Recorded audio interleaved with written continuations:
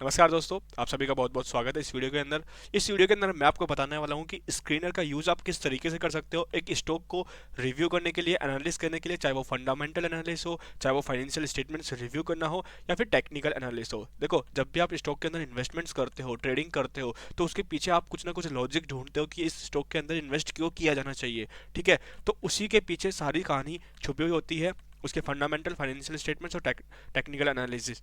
तो वो सारी एनालिसिस आपको इस वेबसाइट के अंदर देखने को मिल जाएगी। तो हम एक एग्जांपल लेकर एक स्टॉक को पूरा एनालिसिस करके आपको बताने वाला हूँ कि किस तरीके से आप किसी भी स्टॉक को जो है एनालिस कर सकते हो और इसके अंदर क्या क्या ऐसे हिडन और क्या क्या ऐसे अच्छे फीचर्स है जिनका यूज़ करके आप एक एडवांस लेवल की जो है एनालिसिस कर सकते हो। तो without wasting any time let's get started this video. तो गाइस, वीडियो को स्टार्ट करने से पहले प्लीज़ मेरी एक छोटी सी रिक्वेस्ट है कि प्लीज़ इस वीडियो को लाइक और चैनल को सब्सक्राइब कर देना, क्योंकि मैं आपके लिए जो भी कंटेंट लेकर आता हूँ उसके पीछे काफ़ी मेहनत लगती है बनाने में। तो आपका एक लाइक मेरे को काफ़ी हेल्प करेगा। ठीक है, तो सबसे पहले आपको गूगल पर सर्च करना है स्क्रीनर। देन जैसे आप स्क्रीनर सर्च करोगे तो आपको फर्स्ट वेबसाइट दिख जाएगा स्क्रीनर कुछ इस तरीके का। इस पर आपको क्लिक कर लेना है तो आपको आपको इस तरीके का इंटरफेस दिखेगा, जिसके में सिर्फ और सिर्फ ये स्क्रीनर लिखा हुआ होगा, ऊपर होम स्क्रीन और टूल्स लिखा होगा, यहाँ पर सर्च कंपनी लिखा हुआ होगा और कुछ इस तरीके का आपको इंटरफेस देखने को मिलेगा। तो आपको यहाँ पर सिंपली सर्च कर लेना है आपके वो उस स्टॉक का नाम जिसको आपको एनालिसिस करना है। जैसे रिलायंस इंडस्ट्रीज हम फॉर एग्जांपल के लिए देखते हैं, तो जैसे हम इस पर क्लिक करेंगे तो आपको कुछ फीचर्स दिखेंगे ऊपर। यहाँ पर कंपनी का नाम, chart, analysis, peers, quarters, P and L, balance sheet, cash flow, ratios, investors और डॉक्यूमेंट। ठीक है, अब जैसे जैसे आप नीचे करते जाओगे ये अपने आप देखो इन पे मूव करते जा रहे हो। ठीक है, वो सारे के सारे इन्फॉर्मेशन नीचे है। ठीक है, तो स्टेप बाय स्टेप इसको हम चेक करेंगे कि कैसे हम इसको रिव्यू कर सकते हैं। ठीक है, सबसे पहले रिलायंस इंडस्ट्रीज लिमिटेड जो स्टॉक हमने सर्च किया है, ठीक है, बीएसई पर इसका जो आईडी है वो ये है और एनएसई पर इसका जो टिकर आईडी है वो रिलायंस नाम से है। ठीक है, और यहाँ पर इसकी जो कंपनी की वेबसाइट है वो दी गई है। ठीक है, अभी स्टॉक का जो प्राइस चल रहा है वो लास्ट डे में जो एक्टिविटी हुई है, चाहे वो माइनस हुआ हो प्लस हुआ हो, वो यहाँ पर आपको देख सकती है। तो लास्ट क्लोज मार्केट प्राइस क्या थी, 1205, जो आपको ये दिख रही है। ठीक है, अबाउट में आपको पता चल जाएगा कि रिलायंस क्या करता है। तो ऐसे कोई सी भी कंपनी आप जो सर्च करोगे उसके बारे में पता चल जाएगा आपको कि किसने फाउंड की है, कहाँ पर फाउंड की है और क्या ये कंपनी कार्य करती है और किस तरीके से अपना करंट बिजनेस कर रही है और फ्यूचर में क्या क्या इनोवेशन होने वाला है, क्या क्या नई चीज़ें लाने वाली है कंपनी। ठीक है, की पॉइंट मतलब कंपनी का जो मेजर बिजनेस जहाँ से आता है, कंपनी का जो मेन प्रोडक्ट है वो, उसके बारे में आपको यहाँ पर देखने को मिल जाएगा। ऑयल टू केमिकल सेगमेंट में यहाँ पर 57% जो है रेवेन्यू आता है रिलायंस का। ठीक है, ये सारी चीज़ें देखने के बाद अब यहाँ पर आता है थोड़ा सा फंडामेंटल। ये तो थोड़ा सा अबाउट सेक्शन था। ठीक है, अब आता है यहाँ पर थोड़ा सा फंडामेंटल कि मार्केट कैप, यानी कि कंपनी का जो मार्केट कैप है, कितना मार्केट कैप्चर कर रखी है, मार्केट कैपिटलाइजेशन कितना है, 16,31,056 करोड़। ठीक है, ये एक लार्ज कैप का स्टॉक है। 15,000 करोड़ से ऊपर जो भी स्टॉक होते हैं जिनका मार्केट कैप 15,000 से ऊपर होता है वो लार्ज कैप में होते हैं, 5 से 15 के बीच में मिड कैप होते हैं और 5,000 से बिलो जो होते हैं स्मॉल कैप होते हैं। करंट प्राइस आपको ये दिख रही है, बुक वैल्यू 606 रुपये, स्टॉक का price to earning ratio 24.0, R O C E 9.61, high low ये डे का बता रहा है, ये 64 वीक का। डिविडेंड कितना देती है, 0.41%। ठीक है, फेस वैल्यू 10 रुपये पर शेयर। ठीक है, ये थोड़ा सा हम अभी रिव्यू नहीं करेंगे, थोड़ा सा नीचे आ जाते हैं तो यहाँ पर आपको चार्ट देखने को मिल जाएगा।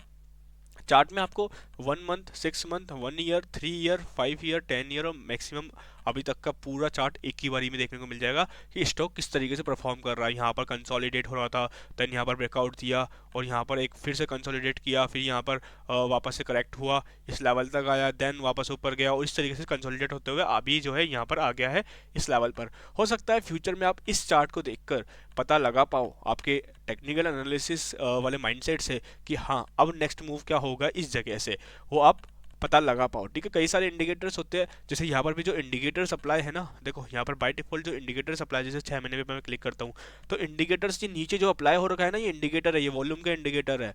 ठीक है, तो ऐसे आप इंडिकेटर कोई से भी यूज़ कर सकते हो जो आपको बताए कि हाँ अब स्टॉक का जो चार्ट है वो किस तरीके से वर्क करेगा। तो पी रेशो का भी आप इसको अप्लाई कर सकते हो।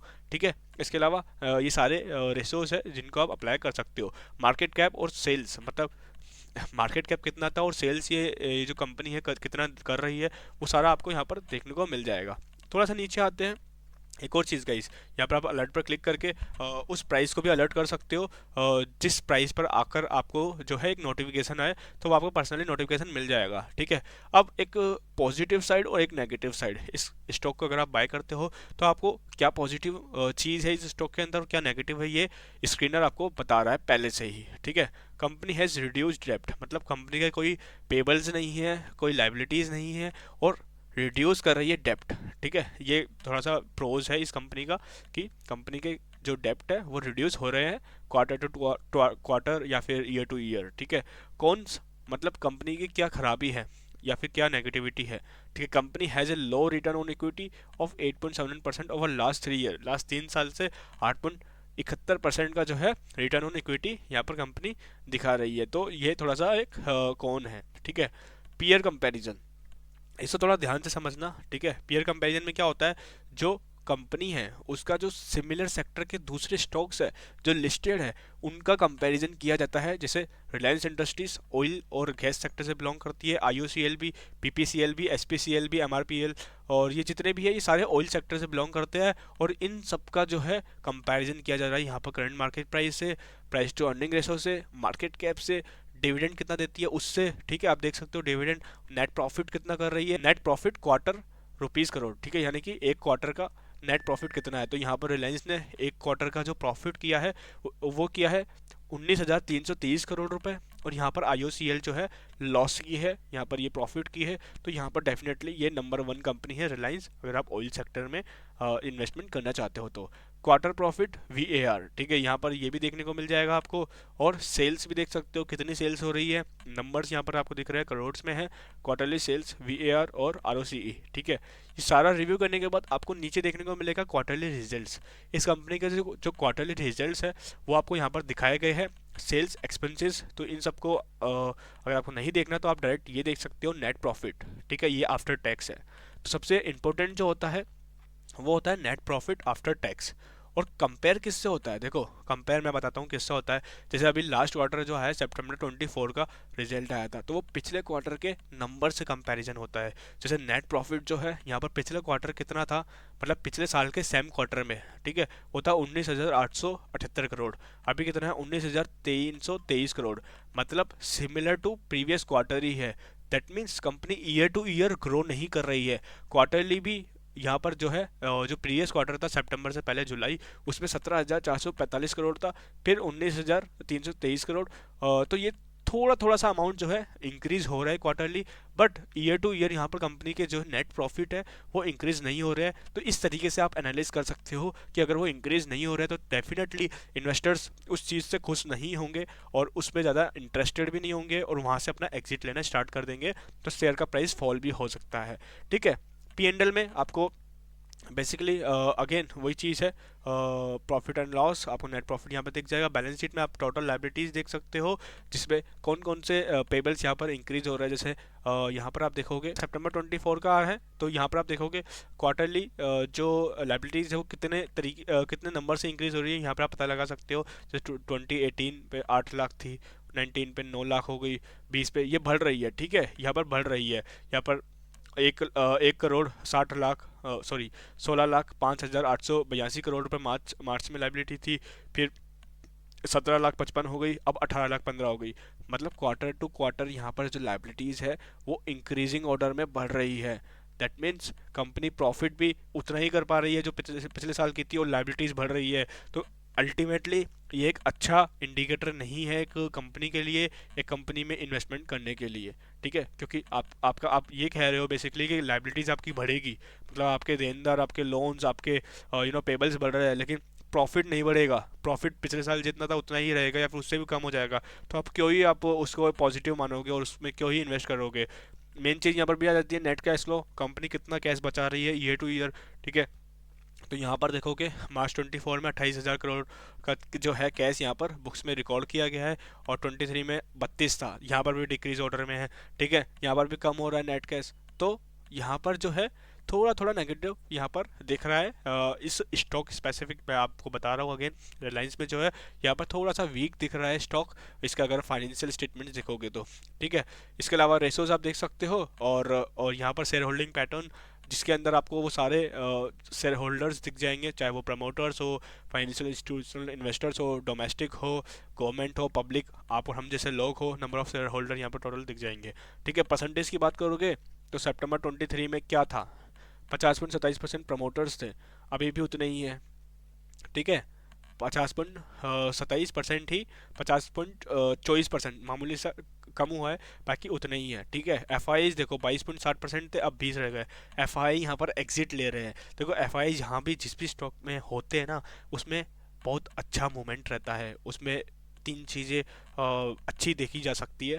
पहला है वॉल्यूम अच्छा रहेगा उस स्टॉक के अंदर, दूसरा उसमें पोटेंशियल अच्छा होता है, क्योंकि एफआईआई का माइंडसेट किसी भी स्टॉक में इन्वेस्ट करने के पीछे यही होता है कि उसमें एक अच्छा पोटेंशियल और एक अच्छा रिटर्न वो निकालेंगे, वो निकलेगा। ठीक है, तीसरा वो स्टॉक है ना लॉन्ग टर्म के लिए आपको एक अच्छा रिटर्न देकर जाता है।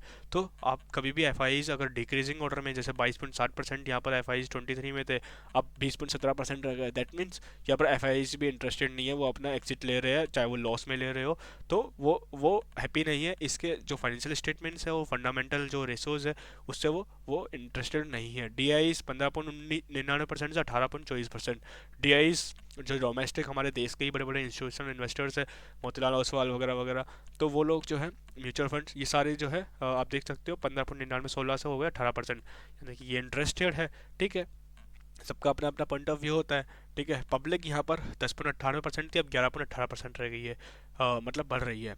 ठीक है, तो आप ऐसा ये देख सकते हो। अब देखो यहाँ पर जो है जो कॉर्पोरेट इवेंट्स होते हैं, ठीक है, मीटिंग्स वगैरह होती है, तो उसके डॉक्यूमेंट्स आपको मिल जाएंगे, अनाउंसमेंट जो हुए हैं वो मिल जाएंगे। एनुअल रिपोर्ट्स, फाइनेंशियल स्टेटमेंट्स आप देख सकते हो एक्सपोर्ट करके पीडीएफ फॉर्म में, क्रेडिट रेटिंग देख सकते हो। ठीक है, ये सारे सारे कॉन कॉल्स जो कंपनी के मीटिंग्स में होते हैं, तो वो कॉन कॉल्स के नोट्स और पीपीटी फॉर्मेट में आपको दिख जाएगा कि क्या क्या मीटिंग में डिस्कशन हुआ, क्या क्या आने वाले टाइम के लिए इस स्टॉक में होने वाला है, वो सारा सारा कॉन कॉल्स में डिस्कस किया जाता है। तो ये सारी इन्फॉर्मेशन आपको जो है ये स्क्रीनर प्रोवाइड कराता है, और एकदम लाइव है, मतलब कल वाली न्यूज़ आपको सबसे पहले इसके अंदर मिल जाएगी। ठीक है, अगर कल क्वार्टरली रिजल्ट्स आए हैं तो सबसे पहले आपको screener.com पर मिलेगा। तो ये मैंने पर्सनली भी ऑब्जर्व किया, जब भी कोई क्वार्टरली रिजल्ट जैसे आज किसी स्टॉक का आया है तो मैं स्क्रीनर पर ही जाकर देखता हूँ। ब्रोकर एप्लीकेशन के अंदर वो काफ़ी लेट अपडेट होते हैं, और यहाँ पर जो है आप पूरे नंबर्स को पूरा इन डेप्थ देख सकते हो, और इवन फाइनेंशियल स्टेटमेंट्स भी एक्सपोर्ट कर सकते हो। तो आपको जो भी इन्फॉर्मेशन देखनी होगी तो वो आपको यहाँ पर दिख जाएगी। देखो ये जैसे हमने एक्सपोर्ट किया तो नीचे आओगे तो आप यहाँ पर पूरे वो नंबर्स और उनके नोट्स टू फाइनेंशियल स्टेटमेंट्स, मतलब हर नंबर के पीछे क्या क्या कहानी है वो सारे पढ़ सकते हो। काफ़ी बड़ा फाइनेंशियल स्टेटमेंट्स रहता है। ठीक है, और ये ऑडिटेड होता है ऑडिटर्स के द्वारा, तो ये सारी इन्फॉर्मेशन आपको यहाँ पर मिल जाएगी। तो आई होप गाइज आपको वीडियो से इन्फॉर्मेशन मिली होगी कि स्क्रीनर का यूज़ आप किस तरीके से कर सकते हो। अगर स्टिल आपको कोई क्वेश्चन से क्वेरी है तो आप मुझसे कमेंट बॉक्स में पूछ सकते हो। अगर आपको वीडियो अच्छा लगा तो प्लीज़ वीडियो को लाइक और चैनल को सब्सक्राइब करके मुझे सपोर्ट कर सकते हो। मिलता हूँ आपसे अगले वीडियो में, तब तक के लिए bye bye, take care, love you.